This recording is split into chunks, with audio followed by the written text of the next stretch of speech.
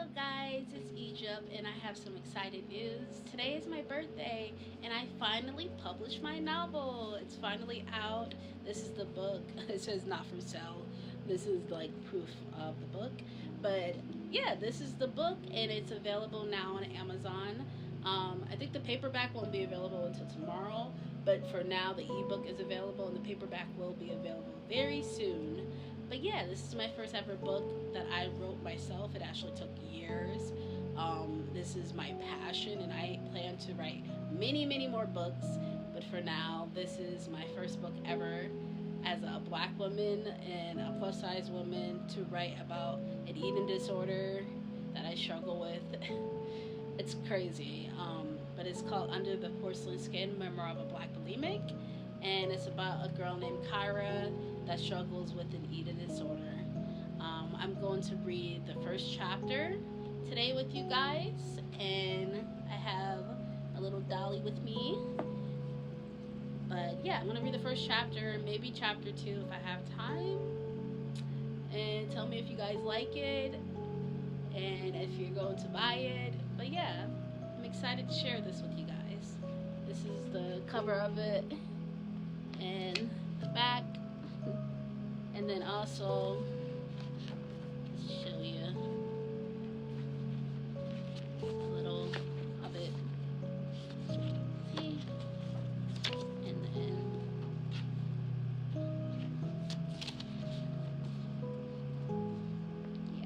yeah. Okay. Anyways, come on, Dolly. Let's read. Let's watch. I was gonna say watch. Let's read chapter 1 together. This is chapter 1. Okay. I always tell myself there's nothing wrong, but the night before school, my body tells a different story. It feels like a storm brewing inside me, tight knots twisted in my stomach. My mind's racing with anxious thoughts. I never know what to wear or what to do with my hair. And don't get me started on my hair. The last time I wore it naturally, full of coils, was years ago. But now my mom doesn't want to spend extra money for me to get it perm. She talks about the dangers of perm in her hair now, though she was completely fine with it when I was a kid. So here I am about to go to school on the first day with my natural hair. My stomach twists. My brain spins with what if scenarios. I can't tell if it's the diet or the anxiety, or is it the fear of being made fun of for my hair, my clothes, or my body. Or maybe it's just the thought of no one wanting to talk to me. Maybe it's all of it. All I know is my chest feels painfully tight. Maybe it's just my anxiety taking over, or maybe it's this diet. But I keep telling myself there's nothing wrong every day. I repeat it like a mantra. I'm just trying to be healthier. Just working on myself to be more likable this year. That's all. Sure, my diet may not be normal to some people. That doesn't mean I have a problem. When people think of anorexia or bulimia, they picture a thin, frail, white girl with sunken cheeks and long brittle hair. Someone who doesn't see beauty in herself. No one ever thinks of someone like me. Fat, disproportionate, with breasts the size of watermelons and skin too brown to turn pale from malnourishment. Black, invisible.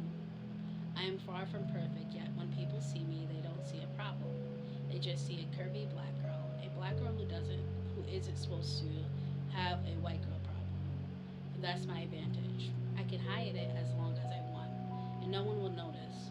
My real problems are my body, my large breasts, my thick thighs, the extra weight has done nothing. Yeah, I'm gonna edit all that out. Fat, disproportionate, with breasts the size of watermelons and skin too brown to turn pale from malnourished. Black, invisible. I am far from perfect, yet when people see me, they don't see a problem.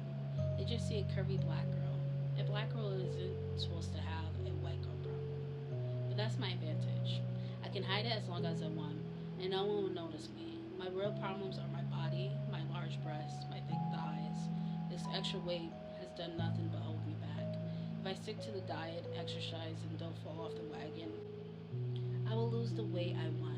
I know I can do this. Kyra, my mother's voice echoes from downstairs, snapping me out of my thoughts. My heart jumps. Dinner time. I take a deep breath, step towards the stairs. My family voices are loud even from upstairs.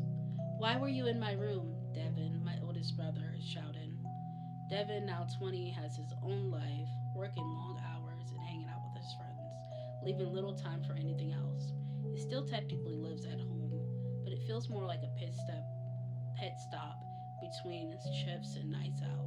When he does show up, he's either raiding the fridge, half asleep on the couch, or rushing out of the door with barely a goodbye. We weren't, we swear, my younger siblings, Mari and Zeke, yell in unison. The twins, both in third grade, are wild balls of energy, always bouncing off the walls and getting into everything. Even with Zamari being a girl, she plays just as rough as Zeke. They love playing outside until the street lights flickered on, racing and making up ridiculous games with rules that change every 5 seconds.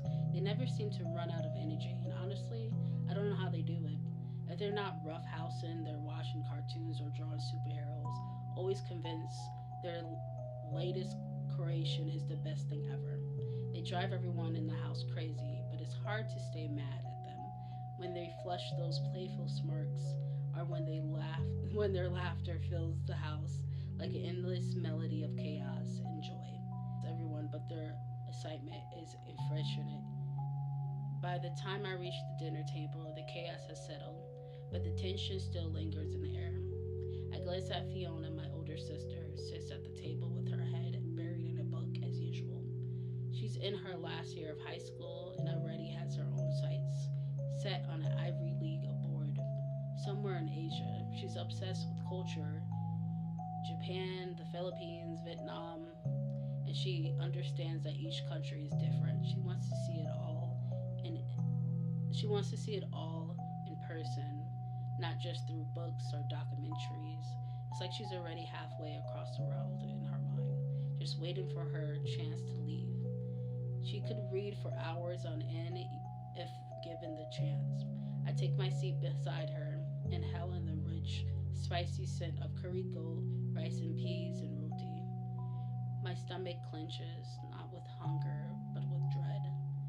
I glance at Fiona and attempt a small smile, but she only looks up briefly before returning to her book. Mom, I hesitate. What you want? My mom replies quickly in irritation. Can you dye my hair? I ask, clenching my cramping stomach, trying to ignore the food and keep the conversation going to distract myself. Kara, you asked this already. After dinner. Yes, mommy, I respond quickly and fell silent. Let the show begin, I mutter to myself as my mother places a full plate in front of me. So that was chapter 1, and like I said, I am going to read chapter 2. If you guys enjoy it, comment below and let me know if you want to listen to chapter 2. And I may read up to like chapter 3, and that's it. And also make a YouTube video. But for now, I hope you guys enjoy.